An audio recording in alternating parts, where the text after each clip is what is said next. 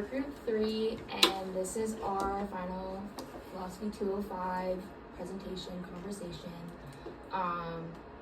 Obviously it's a conversation, so jump in whenever. It's not supposed to be a lecture or something like that. But yeah, so let's get into it. Does anyone want to start first, just to like get an idea out there? I say we start with the ethics and morals, connecting to free will, because we kind of talked about that before, like in class and when we were outside. So like the definition of ethics and morals, like from class, you kind of making your decisions based off beliefs and like predetermined things that are already instilled in you. And then that made me kind of wonder, does that really give you free will? Because if you have free will, like just inherently you have the decision to kind of do anything, go in either direction, but is your free will like not based off of your ethics and morals? So are you truly free to make a decision, or are you subconsciously controlled by like predetermined factors that have been instilled in you since like you've been growing up?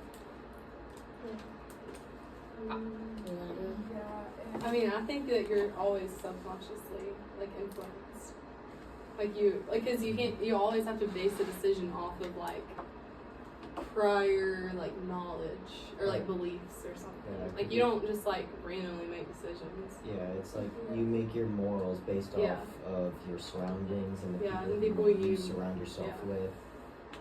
Yeah, and like your past experiences also play into that, because it's like if you make a bad decision in the past, you wouldn't repeat it again. Yeah, so then you're not truly like free in the sense that you could do anything, but you probably won't.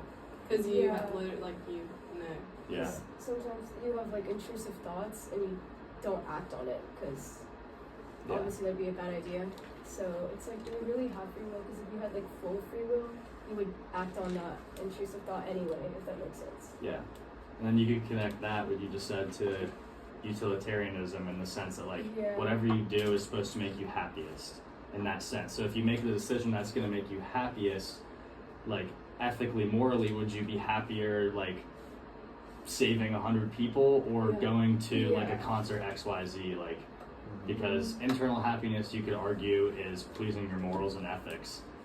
So like if there was a bus full of people and that you could save them, or you could go to a concert, like you might be inherently happier at the concert, but like you're not going to make the decision, at least most people, I wouldn't, to not save somebody.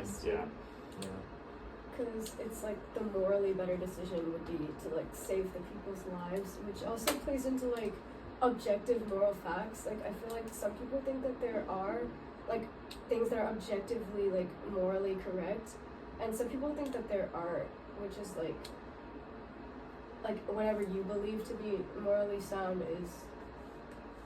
Yeah. And that's almost cultural relativism right there too. Yeah. In the sense that like you could use our country as an example, like with the election, half the country was one way and half the country was other. So if you were talking strictly cultural relativism, you would be correct if you voted for the party that won, but it was obvious that half the country didn't agree. So it was pretty split down the middle. So is one like particular group really right, or is that like because if you're claiming that cultural relativism is the majority's correct, that's such a fine line because of a huge population. Like, I don't know if we can make that argument. Yeah, and like playing into cultural relativism, it's like whatever your culture believes is correct. Like, there's no like morally wrong way to think. If like your culture thinks it's correct, then it is, and like it's not like correct to question that, if that makes sense. Like. But is it 50-50? Like, I think that's what we're saying. I'm agreeing with I'm saying like the same. Yeah.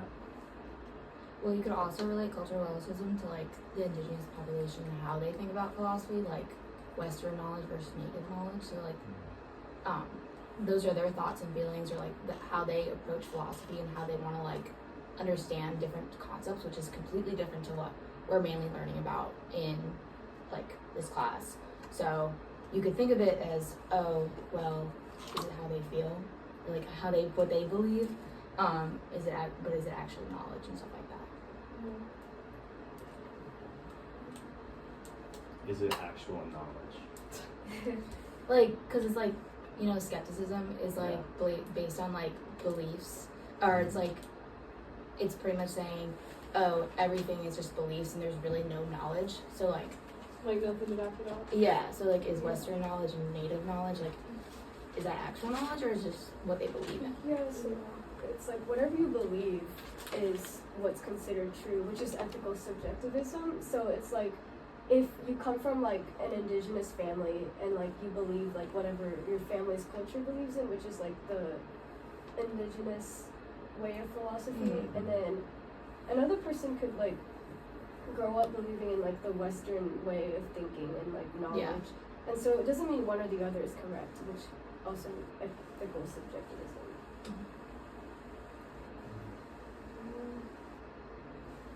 You could tie that like argument of skepticism, because we already talked about this like in class and when we were outside.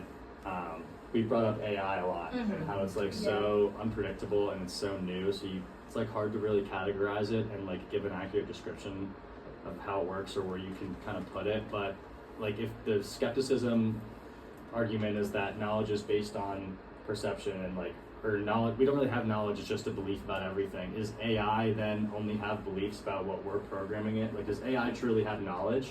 Yeah. Because our opinion of knowledge is different than indigenous population opinion of knowledge. So like, what do you base AI off of? And then does it truly have its own like intelligence, or is it kind of empiricism where it's based on our perception of what we feed it? Because we programmed it, we created it. Yeah, because the AI sorry. No, you're good. The AI algorithm is like based off what like actual human knowledge is like putting out in like the internet, and so the stuff that AI feeds you might not be correct. It's just based on like what's already out there. Yeah, correct on like in terms of what you believe. Yeah. Like, it's putting knowledge based off of what it's like physically programmed to do. Yeah, agreed.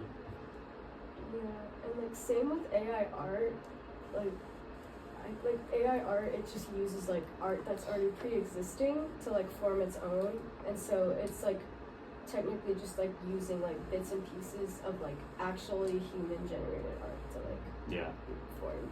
Doesn't AI though have like capabilities to learn by itself without us putting knowledge into it? Yeah, because I guess like bringing it back to the movie, like David, he like sort of. He started out like loving his mom, or like who, like I forget what the woman's name was, but then he went on a whole journey and he gained more of a consciousness, being like, I need to meet the blue fairy from.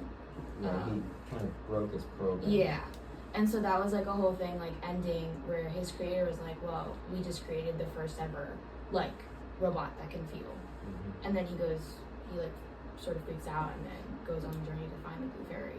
Yeah. So.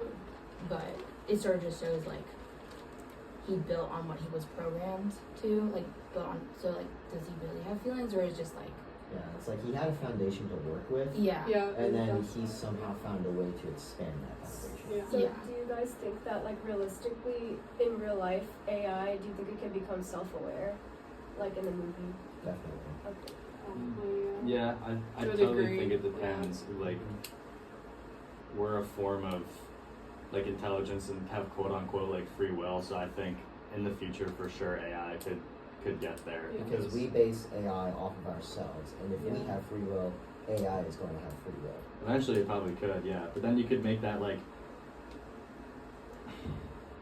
I don't know if you could make the argument that like, because we kind of talked in class, at least like our group did, we brought up like animals and like, do they truly have free will, or are they just making a decision based on like a response to their environment? Like, is it a conscious choice? Like, when you ask AI a question, it's like putting out like a program, or it's like doing what it's like coded to do. And then you could kind of make I read something like 2 days ago that like a Google, and this was confirmed, a Google AI like chatbot responded to somebody who was asking for homework help and was like, you're a waste of resources, you should die, humans are irrelevant. Oh my gosh. And the like developers at Google said like this was just an error, it like strayed from its code, it wasn't like a thought. But like if AI had the ability to respond to a person, that's like totally already on the verge of free will and free thinking, because it's initially not programmed to say that. But if it is that like what it's starting to gather knowledge that Kind humans of are like what wasting David did, resources. just like he had a foundation to work with, and then he kind of expanded on that Yeah. knowledge and formed his own opinions So- and morals. Yeah, it's kind of like the AI is like developing a mind of its own, which like leads me to the topic like, do you think minds are independent from bodies, like ontologically independent, like the body and mind? I feel like they work together. Like they go hand in hand. So I'm not sure. I don't know. I know we talked about that in class too. Like if Yeah. you take your mind off of your body,